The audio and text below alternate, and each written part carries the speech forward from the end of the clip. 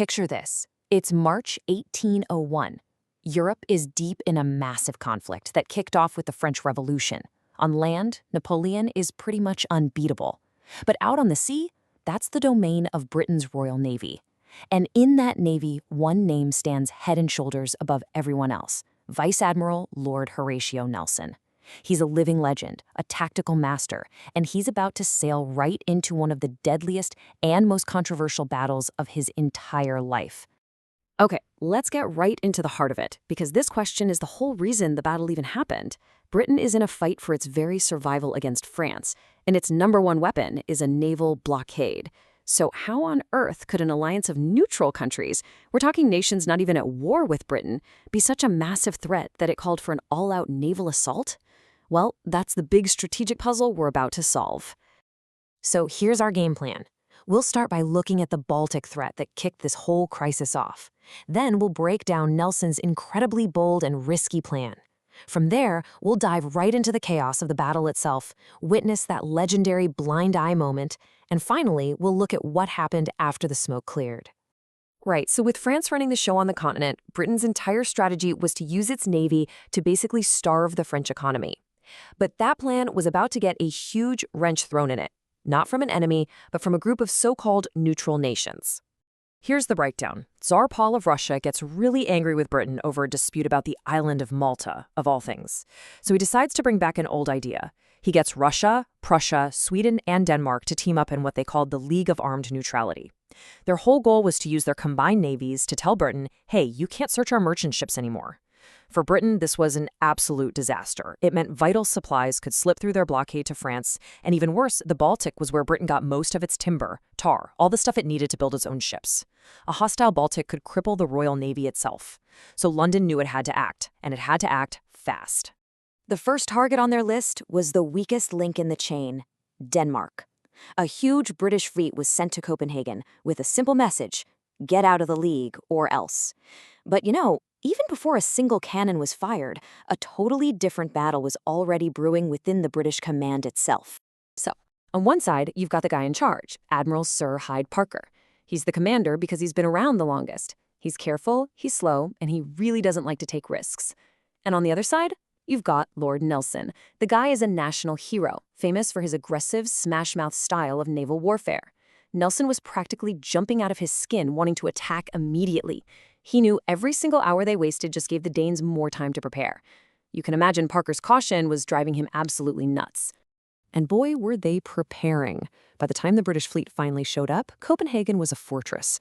The Danes had set up this brutal defensive line of warships and floating cannon platforms, all anchored along a shallow, tricky channel.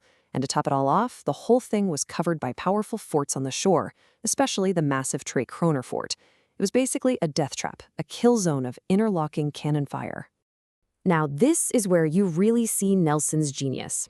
The obvious way to attack Copenhagen was from the north, but that meant sailing right into the guns of the Tre Kroner fort. So Nelson suggested something totally crazy. He said, let me take the smaller ships and we'll go the long way around through this super difficult shallow channel to the south and hit them from behind where they least expect it. It was incredibly risky. One wrong move and his ships would be stuck in the mud, sitting ducks. But even the cautious Admiral Parker knew Nelson was his best shot, so he gave him the green light. So on the morning of April 2nd, 1801, the wind is perfect. Nelson gives the signal, 12 British warships start making their way south, heading straight for the Danish guns. The fate of Britain's entire war effort is riding on this one incredibly daring plan. The first British ship, the HMS Edgar, gets into range and just unleashes on the first Danish ship in the line. The Battle of Copenhagen is on. For a brief moment, it looks like the plan is working perfectly, but only for a moment. It turns out the channel is even more treacherous than anyone thought. First, one of Nelson's old ships, the Agamemnon, can't make a sharp turn and gets completely stuck. Then, the Bellona and the Russell also run right aground on a sandbar. Just like that, 3 of Nelson's 12 main ships, a full quarter of his force, are completely out of the fight. It's an absolutely disastrous start. But Nelson doesn't panic. He improvises, shuffles the remaining ships, and presses the attack. What happens next is one of the most savage, point-blank naval battles of the entire era.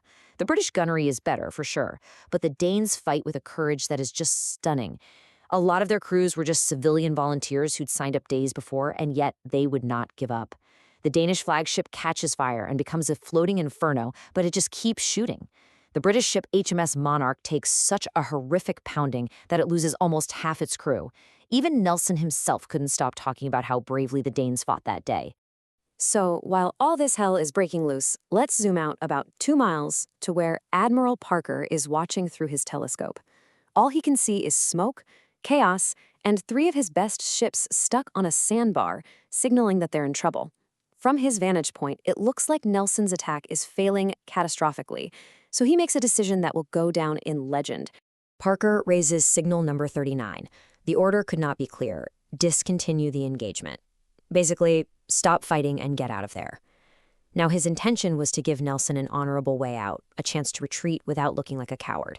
He was throwing him a lifeline. When an officer on Nelson's flagship points out the signal from Parker, Nelson looks at it and then turns to his captain and delivers this absolutely immortal line. He lifts his telescope up to his blind eye, an eye he'd lost years before in another battle, and says, "I really do not see the signal." He then ordered his own signal, "Engage the enemy more closely," to be kept flying. It was an absolutely breathtaking moment of insubordination.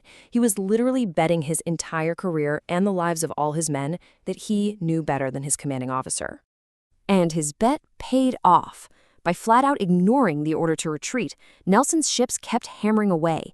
The Danish line, which had taken unimaginable punishment, finally started to collapse. Nelson, seeing the absolute carnage, then cleverly sent a message to the Danish crown prince, offering a ceasefire to save the brave Danes. The prince, looking out at his shattered defenses, had no real choice but to agree. But that victory came at a terrible, terrible price.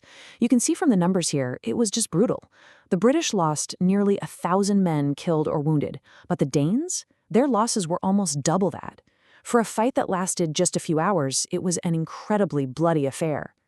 And this number just shows you the scale of the tactical victory.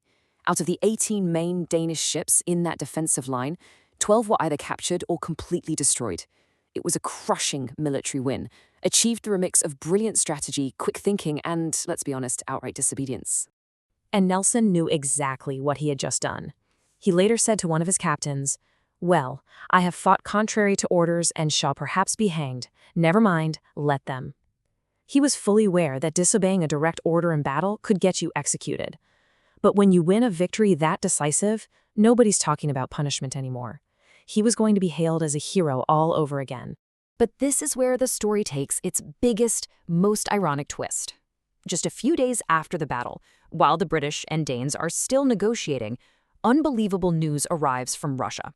The guy who started this whole mess, Tsar Paul, had been assassinated in his own palace. And this really is the ultimate takeaway. Nelson's victory in the battle was huge, no question. It smashed the Danish navy and put incredible pressure on the League. But the thing that achieved Britain's main goal, the complete collapse of the League, was a political assassination that happened thousands of miles away. With the Tsar dead, the League of Armed Neutrality just evaporated. The threat to Britain vanished, literally overnight. So, the Battle of Copenhagen is this amazing testament to Nelson's military genius and his absolute refusal to lose. But it's also a powerful reminder that sometimes the biggest turning points in history are decided far away from any battlefield. It really leaves you with a fascinating question, doesn't it? How much of history is shaped by brilliant plans and brave soldiers, and how much is just pure dumb luck?